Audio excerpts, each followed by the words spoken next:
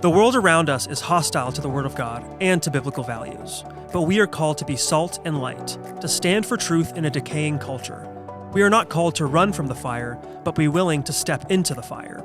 God has placed you at this time in history on purpose and for a purpose.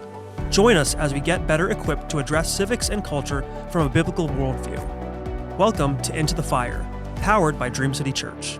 Let's welcome our hosts, Debi and Sam. Today's topic is when compassion replaces conviction. And this is super fun because we have with us Alison Furno as our special guest, who you all will remember from last year in our podcast as my co-host last year. So we're so excited that you're here today. Yeah, thank you guys for having me. So you're here, but you're in a different seat. I'm in a different seat. I'm in the guest seat today. I have. Welcome back. Thank you. Yes. Yes, it's very fun. I was saying I've known both of you guys since you were both children, right? Yes. Very true. Yeah. Which is crazy because we didn't meet until we were older. Yeah. Yeah. So I knew both of you in completely different contexts, but yeah. Yeah, so tell us a little bit about just something fun about what you do. And I think even specifically related to this topic, how this connects to what we're talking about today. Yeah, so I'm a volleyball coach. I've been coaching for 14 years. And one of my things throughout that whole time is building confidence in kids, specifically girls, because we've seen over the years how culture has really pulled down women and girls as a whole in our society. They've really just made it difficult to be confident in who we are. And, you know, the political scene can so often cloud that for, you know, what are women's rights? What should we be fighting for? What matters? And when you look at the news, it seems like we should be fighting for things like abortion, and we should be fighting for things like allowing men to be in our spaces, and all of these different things that for girls growing up today, it's so confusing to know what's right and what's wrong. And so I'm a volleyball coach. I work in the nonprofit and political industry as a strategist. So I do a lot of work there, and then, lots of other things. But and you played volleyball. Yes, I did play volleyball. Competitive right in college. Yes, at Arizona Christian University. Yeah. Yeah. So I think growing up in the sports realm really challenged who I was, right? Because when you play at a high level, when you play any sport at a high level, you get to that point where you're challenged of, can I do more? Can I be better? Do I want to be a starter? Am I able to, be really good at this sport? And when you play at that high level, it really challenges you.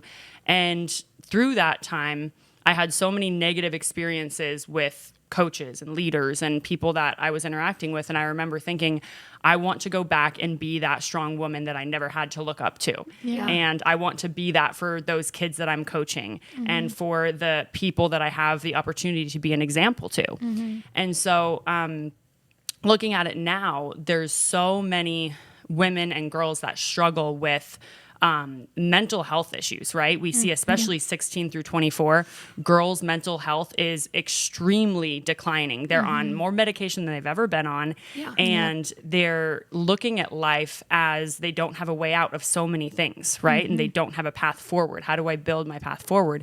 And so my mission has been to build confidence in girls and women from understanding who they are and who God created them to be. Yeah. And that's such a big thing to me, because you see, I struggled with perfectionism myself.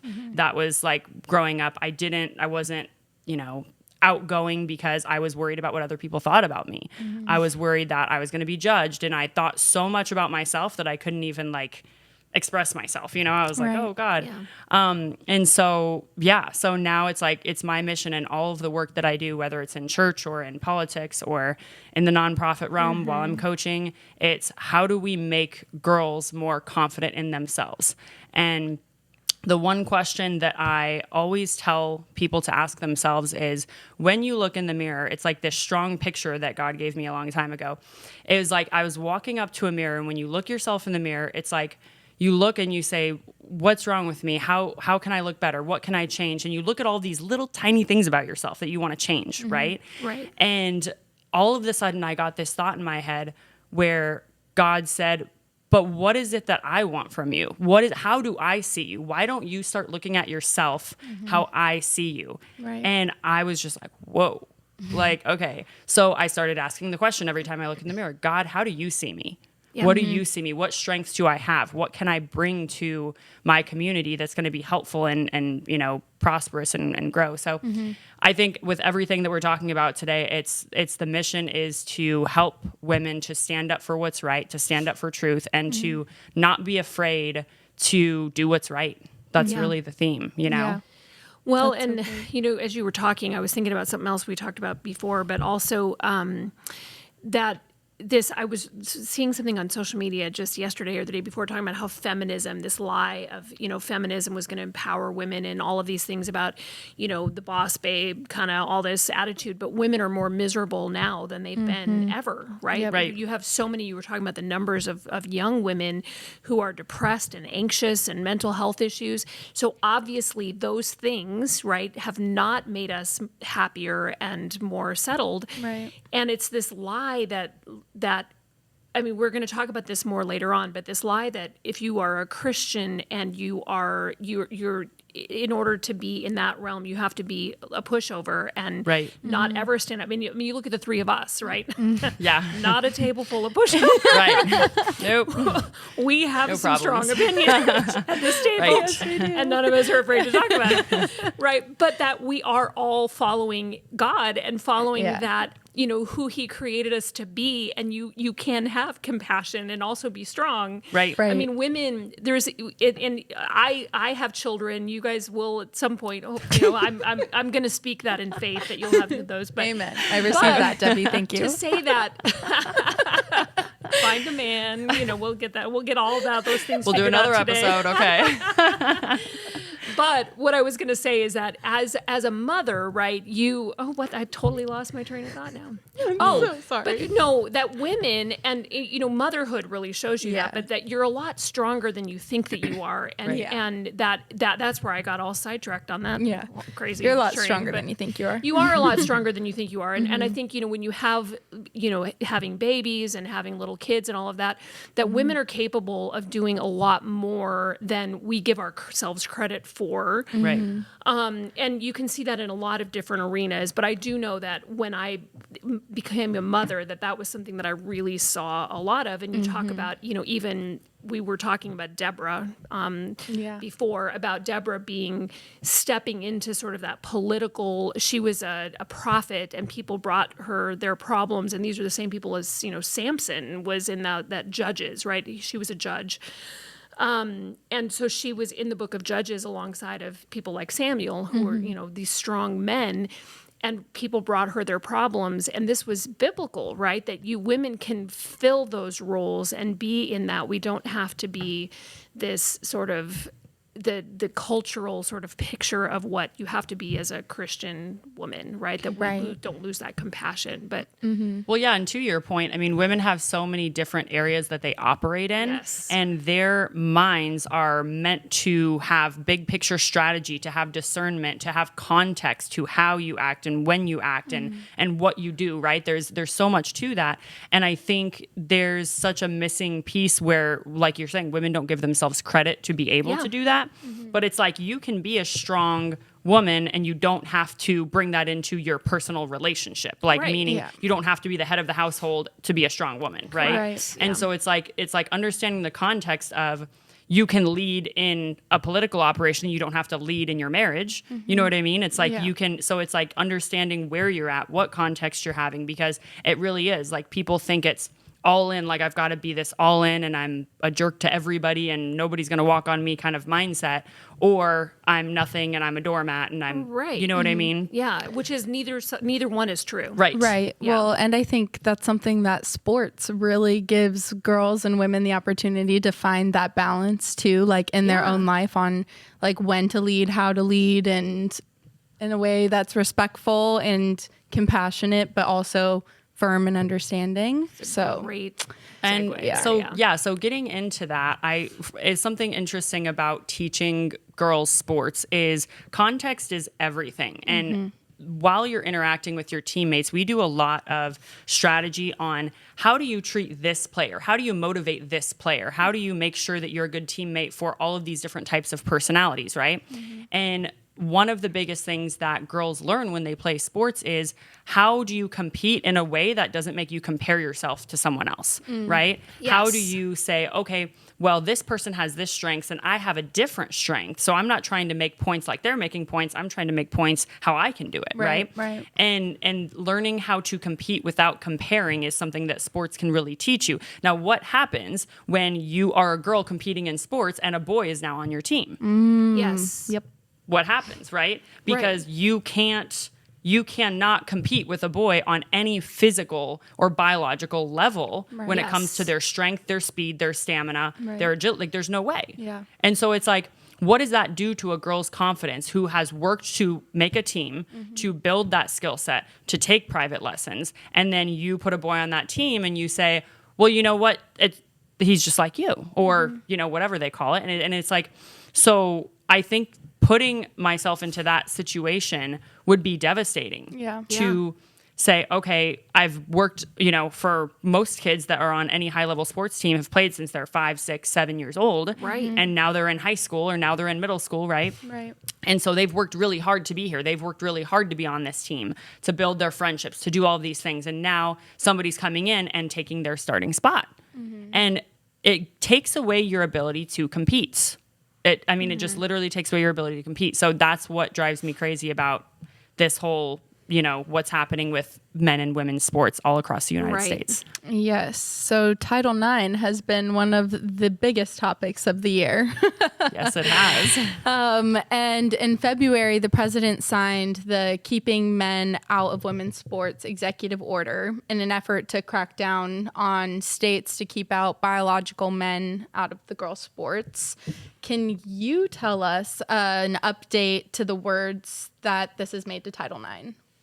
Yeah, so a couple of things with this. So it's just important to understand that schools receive funding from the federal government, right? Right. So when a school receives however much money, it's usually millions of dollars, they use that federal funding for multiple things. So when you tell a school, hey, you're going to lose federal funding if you don't do this thing, schools usually comply with that because they don't want to lose probably what is the majority of their funding. And so that's just a tough position that schools get put in, as we've seen the last couple of years when this whole Title IX thing was happening, and we had a president that said, hey, you need to allow this or we're going to cut your federal funding. And so now it's being reversed, and we're saying, hey, you know what? You need to keep biological males out of women's sports. And this is basically saying your money's tied to this, and it's important that you that you follow this, you fall in line, because this is how it's supposed to be. And I'm glad that this is happening. But it applies to biological sex and not gender identity. That's the biggest thing, because before it was, well, what do you identify as, right? And if you identify as a girl, you can play on the girls' team. But as we've said before, what you identify as has nothing to do with who you actually are. Right. And your physical capabilities, which is entirely what sports is about. Right. Yeah. Well, and it's been interesting to watch this progression over time, because I was talking about this before, like it got on my radar really early on. It was like 2015, I want to say, that I started like raising the alarms about, okay, we're seeing more and more. And at the time it was like, okay, you're crazy. This is not a thing. Nobody's going to do this. It's not really, it's like one or two people. Yeah. And then it got to be more of a thing and more people, but they were still saying it wasn't really that big of a deal. And then it seemed to be more support for it, that, oh, you're a terrible person if you don't want this to happen. And then it's like something just shifted where now the bulk of the public is really against boys playing on girls' sports teams. And it's crazy to see how that just switched seemingly pretty abruptly to where it's across political, across the political spectrum, across ages, across whatever. It's very unpopular to that idea of having men on women's sports teams, just seemingly out of the blue. Like, it's been kind of crazy that it's happened, but you still have places that are not on board. Yes. Right? Yeah, you still have places that are not on board, but I was also going to say that you even have universities turning around. Yeah. The Leah Thomas. Yes. Yeah, the records that she held there, right? At UP. I don't know if you want to talk about that a little bit. Yeah. Really quick. So University of Pennsylvania, they shifted their policy. This is July 1st of 2025. So this is very recent. They reversed those records and put the basically the records right to the biological females because Leah Thomas was that case with, the swimmers and all of that stuff where, like 6'4" dude is, winning the championship kind of thing.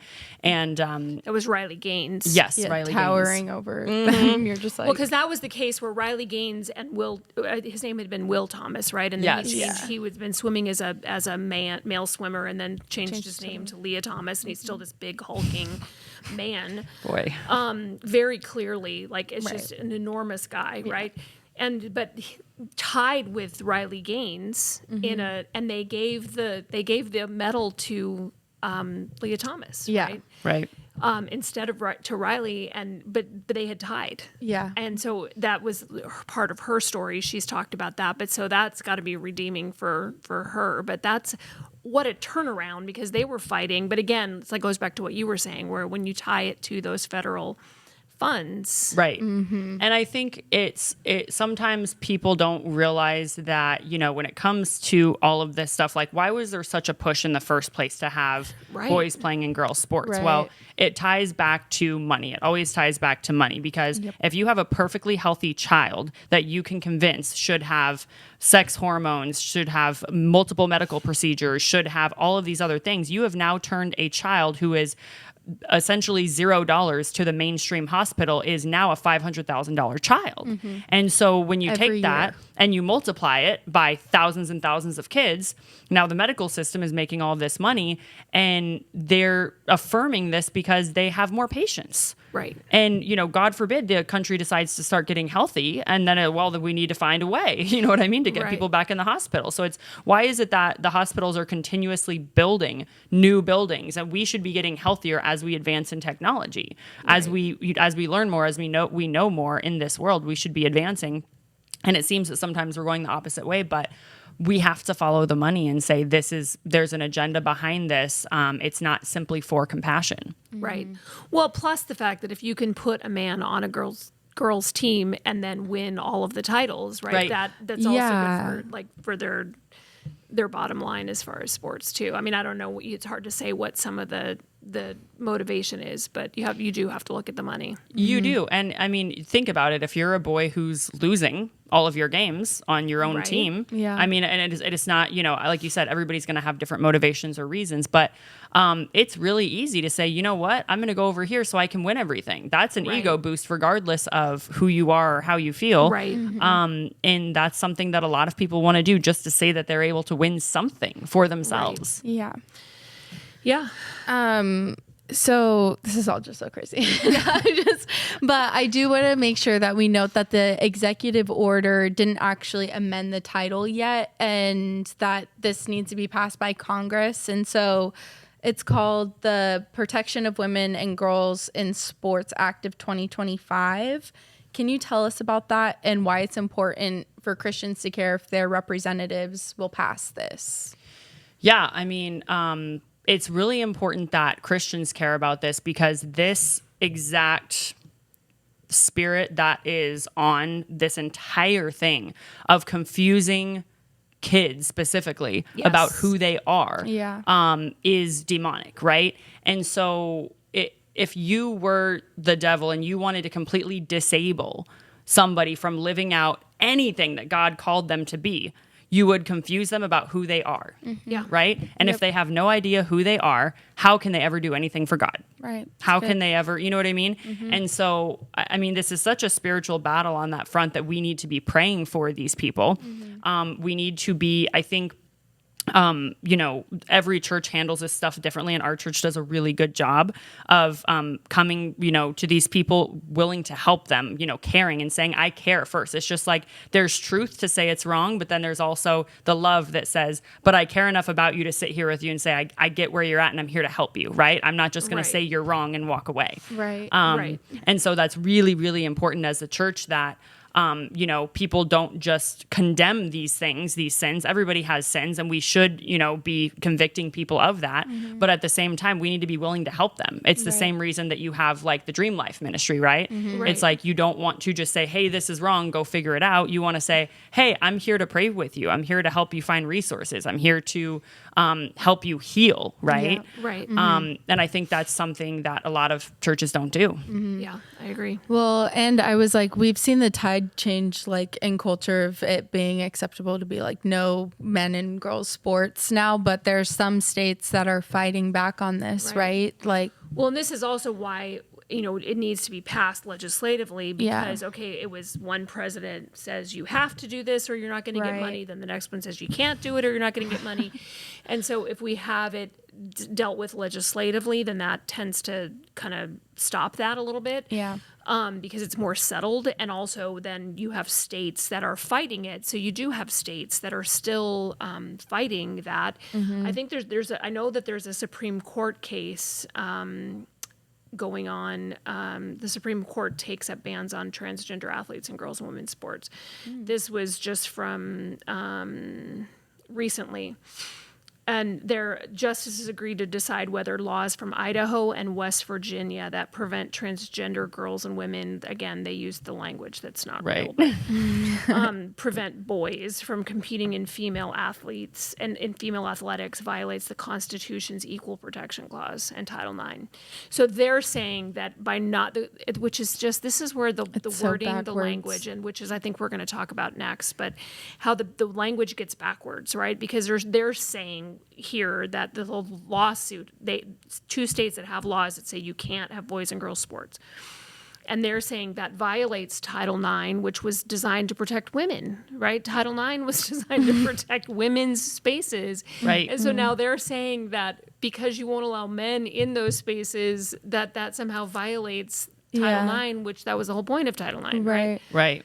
So it's just so twisted, and they're again using these words, right, calling them transgender girls, and they're men or boys who say that they're women, or who say that they're women, and they're trying to compete in these things. But it's like if you're controlling the language, it's where that gets into that empathy that we were going to talk about, I think, probably next. But yeah, so they have this, the Supreme Court took up this case, and you do have states that are fighting. I think it was New Jersey that one, I can't even think, but the one that's been butting heads with President Trump, saying, I don't even remember what state it is. I think it might be New Jersey. New Jersey and Maryland, maybe. Somewhere up in that area. The Northeast. Vocally saying, no, we're not going to do it. And there have been some even things recently where you see in the news of someone winning running some kind of a race or, some kind of an award. So you still do have states that are allowing it. And this is this mix of states that have made it illegal, states that are still allowing it, that are fighting that federal change. So it's still kind of it is important that we settle it both in state law and also in federally. Yeah, and I think another thing that people don't think about enough is all of the injuries that happen from this. I mean, do 100%. Do people realize how many concussions girls have gotten? How many people have been physically injured just by playing against a boy? If you've never recreationally done a co-ed sports team, it's really easy to get hurt because of the biological differences. And so it's an issue that, you're talking about protecting women. That's exactly what all these other issues, all of these feminists need to come on out here and talk about protecting women, because that's really what this issue is about. Yeah, because we did not create all of these laws so that somebody could just come in and be deceptive and essentially let men into the spaces that were created to protect women. Right. So... Well, that was actually the very first thing that got this on my radar back in 2015. I was saying it's a long time ago. Was an MMA fighter named Fallon Fox who broke the orbital socket of a female fighter. It was a man who was fighting as a woman and punched her so hard it fractured her skull. And that was something that, like, I remember seeing that story and thinking, what is going on? Like, why are we letting a man punch a woman in the head so hard and we're saying this is okay? Like, Right. how is this okay? And that's what really got that on my radar. And then I started even reading about a lot of things in women's prisons, which is a whole separate issue. But when you have putting men in women's prisons that say that they're women and they're completely vulnerable to being attacked or sexually assaulted and those kind of things too. Again, it's not protecting women. It's not being compassionate to allow women to get hurt or to what you were talking about with all the confidence boosting and the titles and the opportunities and those kind of things. That's not compassionate. Right. Well, because I was like, our title is the compassion over conviction. And so it's like when they weaponize that. And so can you talk a little bit about that? Yeah. So it's that question of like, how did we get here to where this is socially acceptable? Right. And in big part, a lot of this has to do with mothers in the homes accepting this of their children, right? With it being pushed within the schools. And so I started thinking about what is, looking at all of the stats and the data, one of the biggest contributor to women's mental health struggles is perfectionism. And so when you think about a woman who is a perfectionist, who critiques herself, who looks at everything and overanalyzes everything, overthinks, this type of woman does not want to cause conflict. She doesn't want to stir anything up. She doesn't want to cause problems because she already feels like she's a burden to the people around her. And so when you take a woman who is living in this culture, who feels like she's not good enough, she's comparing herself to people on Instagram, she's constantly trying to figure out, how do I keep up? How do I look better? How do I sound better? How do I make myself, better than what I am right now? And you get this type of empathy that develops because when you are a people pleaser, perfectionism causes people pleasing, right? So when you are wanting to please people and you are wanting to make sure that everything's perfect and nobody's upset and you don't want to rock the boat, you develop this really strong empathy. And empathy is good in context, right? We have empathy so we can understand others. We have empathy so we can help others. But when we have empathy to enable others to do harm to themselves, we've gone too far, right? Yeah. And so when you look at something and you are enabling other people because you say, like, you see how hard you are on yourself, you see how much you critique yourself, and you're like, you know what, let him do whatever he wants. Let her do whatever she wants because they don't want to, how they judge themselves, they don't want to judge other people like that. They don't want to feel that same way. So they're trying, not realizing that putting people with love in their place, saying, hey, you're wrong right now, I'm here to help you. That's true love, is really speaking the truth, right? Yeah. If you really love someone, you're going to tell them, hey, I see you're struggling and this is what we need to do. But instead, it's been replaced with this toxic empathy that is allowing everybody to do whatever they want so we don't cause any problems and we don't have any conflicts. Right. Which leads to a whole lot of problems. Yeah. Well, and again, it's just using the words. I was talking a minute ago, even just the words in that article, right? It's using words to manipulate women's emotions, to say, "Oh, you're being mean," or you're not being compassionate if you don't let someone do whatever they want to. And it's like, okay, well, is that real though? Is that true? Right. Let's start with, is it true? Is it truly helping this person to allow them to mutilate themselves and to do, to allow predators into girls' bathrooms, or to allow, you know what I mean? Like all of these different things. Okay, let's look at it objectively first. Right. But it's this attempt to play on the emotions and the empathy of women specifically, Right. to plead this cause, and women like to have a cause where they feel like they're protecting or they're helping someone. Right. And it can get out of control when it's not balanced with conviction and truth, right? That you have to have both. You have to have compassion is great, and we need to have compassion. And I think a lot of people need more compassion, because you get some of this where you're going to beat someone over the head with the truth, and that's not helpful either. Right. Right. But you can, still be compassionate and speak the truth. Those Yes. things are not exclusive. It's not one or the other. And I think we've kind of bought this lie of we either have to completely, and that's even just talking about affirming, right? This was, we talked about this, I think, even with Myra, where we were saying when Myra was on here talking about affirming, it's like you, and this goes into the next topic too, which we'll need to kind of be fast talking about, but we could sit here and talk for an hour, but that it's like your gender affirming care. Well, if someone is a boy and how is it affirming their gender if you're saying, no, you're a girl? Like Right. it's backwards. You know what I'm saying? Like the language is deliberately twisted to say something that's not true and make you believe that you're on. It's just so crazy, but this is how the enemy works too. Is twisting words and making things 100%. sound like it's one thing when it's really something else. Well, and that's the thing. I mean, Christianity has absolute truths, right? Yeah. And so if we believe in absolute truths, then when we are making judgments, those have to be objective. Objective judgments are outside of yourself. They're outside of emotion. They're a matter of fact because they're fact, where subjective truths are, I feel this way, therefore it is. I feel this way, therefore I see, right? Right. And so like because you feel a certain way does not make it an objective truth. And I think people have been taught from a very young age, like, you know, especially now, that what you feel is the truth instead of the truth being outside of how you feel. Yes. Right. And so making that distinction, and specifically in the church, because a lot of churches are very emotion based. Yeah. We talk about the prosperity gospel and just saying everything that makes people feel good. And that's why you see churches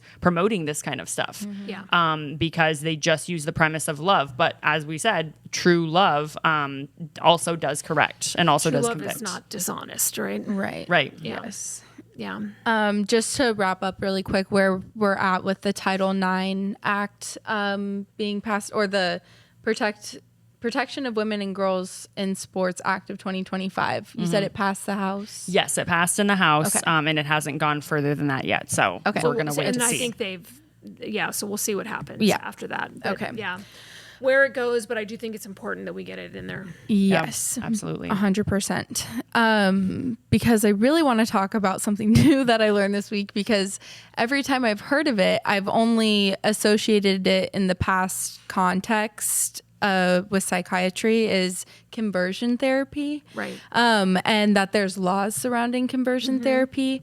Can you explain to us a little bit of how we were talking about how the words get twisted, what Yeah. it means today? Well, and it goes hand in this- hand with this whole sports thing too, right? Where you have kids. You were talking about if you can steer a kid into a life of puberty blockers, hormone replacement, surgery, all of those. So there's big money in doing that, and that's supposedly called gender affirming care, right? Yeah. So this has been something that, again, I've been paying attention to for a while, but it's been kind of under the radar because I sat in a hearing, I want to say 2019 in Arizona, where they were trying to get this passed. It didn't go anywhere, thankfully, but and it's using words to sort of twist that compassion versus truth, right? Yeah. And what they've done in a lot of states, how many states did I say it was? 20 states that have it? I think I sent you guys 20 a- states. 20 states have some form of conversion therapy ban. So they use that term, right? Because that sort of evokes like old school, doing lobotomies Yeah. on people or electric shock That's literally what I therapy to thought of. change something, right? That's what you think of when you think of conversion therapy ban. But they've used it where they evoke this emotional response to that. But what it is in effect saying is that you can't go and have a conversation. So if you are a person who is struggling with homosexual feelings or tendencies or attractions, right? Or you are a girl who all of a sudden decides, I think I'm a boy, right? And you want to go talk to somebody about that in what their definition is is conversion therapy, because that person is homosexual or they are a boy. And then if you are talking to them about how they can come to terms with their own feelings and be confident in who they are created to be, that is converting them to not be LGBTQ. And so but that's the way that it's written. And so that's not the connotation that people have when they think of conversion therapy. They think, okay, you're going to lock someone in a room and beat them until they're not gay anymore, right? I mean, that's not what's happening. Right. And that's not what we're talking about. We're talking about having a conversation with a counselor, with a Christian counselor. And so then what that in effect does is that you have states where if you're a Christian and you are a licensed counselor, you can lose your license if you have a conversation with someone and say, okay, why do you feel like you're a boy? And what did something happen? Like, let's talk about these feelings. When did they start? Explain, just having a conversation about that, you can lose your license for that. And if you are a parent with a child that is struggling out of the blue and you want to go get them counseling, or if you're an adult and you want to go talk to somebody about this, you can't find the help because it's illegal to help them. It's not illegal to push them into drugs and surgery, but it's illegal to talk to them. Just having a conversation, talk therapy, is considered conversion therapy. It's really insidious and just evil. It really is an evil thing. And it goes under the radar. And again, people don't really do any research and they just hear that term and they're like, oh, I don't want conversion therapy because it sounds terrible, which it does, right? But but then you're tying the hands of people, and there are states like Washington, Oregon, where I've seen parents talking about they can't even find a counselor for their child, or if you're a Christian, you graduate with some kind of counseling degree, that they can withhold your degree or your licensing if you won't say, I am going to affirm, gender confusion or whatever, however they're calling it, right? They have different words than I do, but but it's this thing that's been going on. And so right now I know that there's one case that's going to go to, I believe, to the Supreme Court. Colorado has a conversion therapy ban there's a lawsuit against it. We in Arizona have a conversion therapy ban that was done by executive order. It was not passed through, so it's a little bit weaker than some of the ones that have been passed through the state legislatures. But the governor had an executive order in 2023 saying that this was banned in Arizona. It doesn't have as much teeth, but other places it even can apply to churches and to, it's crazy. Yeah. It really is. And it's something that nobody talks about, nobody pays attention to. And I think people are afraid to talk about it because it makes you sound, it's like sound like you want something horrible to sound like to happen to people, and it's like, no, I don't. I know. Oh my gosh. Yeah. So it's it's something that I feel like we really need to start paying more attention to. Yeah, definitely. Because it does fly under the radar, and it seems like it's like calling gender affirming care when you're not actually affirming their biological sex. You're affirming something else, right? Or women's health, but you're actually women's destroying health, them. It's actually or Planned Parenthood when it's actually destroying parenthood, right? Yes, yeah. So it's these words that mean the opposite of what they're claiming to mean, and that's one of them. And I think just nobody is really talking about it or paying attention to it, but it is definitely something that we should be watching and seeing how this Supreme Court case goes down. Yeah, too. It'll be interesting to follow. Yeah. Any comments on that? Anything else? I'm just thinking about how the strongest people in the world do not listen to their emotions for their important decisions. And everybody at some level knows that you can't listen to your emotions, right? Because it's like if you take that, and I mean, any belief that you're going to hold consistently has to be applied across the board. So if you're going to listen to your emotions about what your gender is, then you have to listen to your emotions about everything. And anybody that does that is consistently falls into anxiety, depression, all of these different issues because your emotions are not, they lie to you. They're not consistent. Right. And so even though they have a place, people take them out of their place of using your heart and love and all of this kind of stuff and put it into your critical thinking skill set, which you're supposed to use your brain for. And it's like, it doesn't make sense to me, because you cannot follow your emotions in any important decision in your life ever. It's like, remember when you loved that ex-boyfriend? Was he crazy? Yeah, he was. And you know what I mean? So you're like, oh, well, you thought you felt this way about him at that time. And I understand that, but it's like, you realize your feelings can be wrong, right? Right. And so if you know that, you can't use that as a meter to, this is how I'm going to make the most important decisions of my life. Right. Feelings are not facts. Right. Well, and even sometimes facts are not facts. I mean, let's be honest with that, right? So again, this is where we have to, again, be basing that on absolute truth, Yes. right? Because facts can be manipulated, right? You're talking about the way that even some of the things are worded in the titles and the way that they're worded. Those are not facts, even though they're presented as facts. It's not fact. And so where you're, again, like you were saying, emotions, they're important, because I always say they're like a thermometer to kind of give you an idea of where you are and what your surroundings are like and that kind of thing. But they shouldn't be the basis of our decision making. Right. And facts need to be all of that, our feelings and whatever we know to be true. You know, you were talking about looking at yourself and saying, how do you see me? Right. So that's why it's important too to be comparing those things to what does the Word of God say? What Yes. does God say about this? Praying about those things, because there's so much, and especially now in the age of AI and the age of all of these things, we can't trust even what we see and hear a lot of the time, unfortunately. It has to be based in, okay, what is my spirit telling me, and how do I base that in the absolute truth versus things that are fleeting and changing and manipulative, right? And that's a good point. I think a lot of times when we'll be talking about just the Bible in general, and there's a lot of people that they don't understand, like, how do you connect the Bible to your life?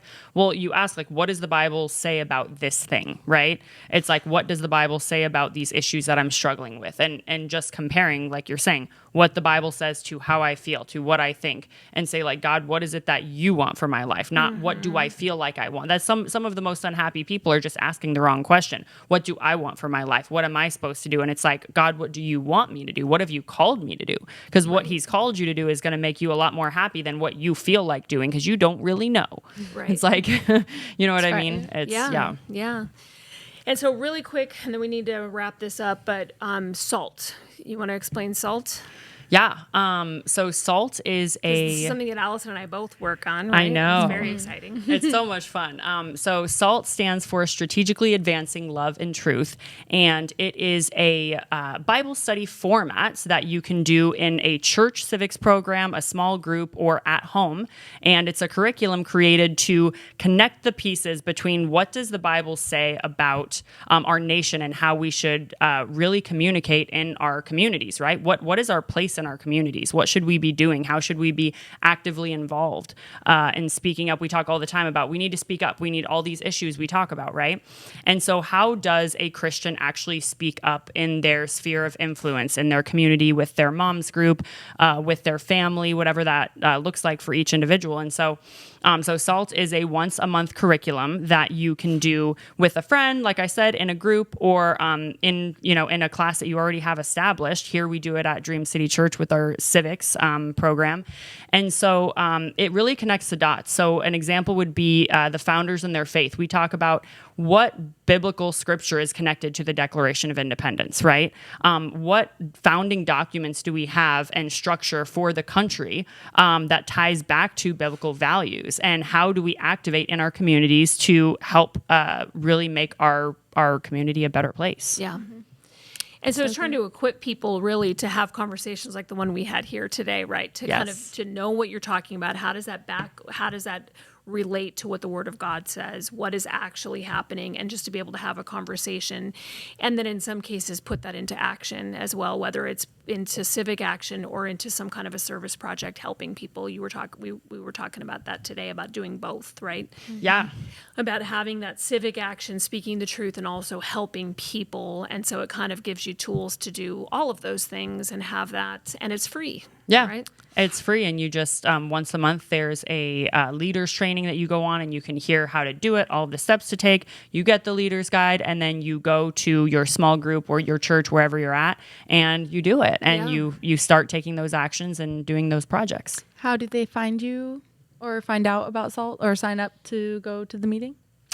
So they're on Instagram at AZ Women of Faith, and their website is womenforfamiliesandfreedom.org. And then we'll put that in the show notes too. Yeah. So that you can look for that, and you can message either Alison or I as well and get that information.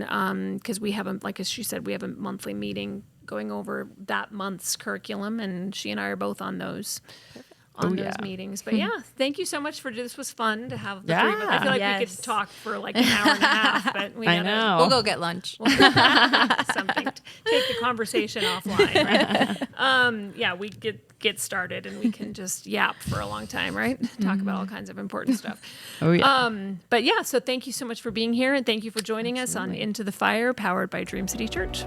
You can listen to this podcast on Apple and Spotify, and follow us on social media to find all the info on the show notes.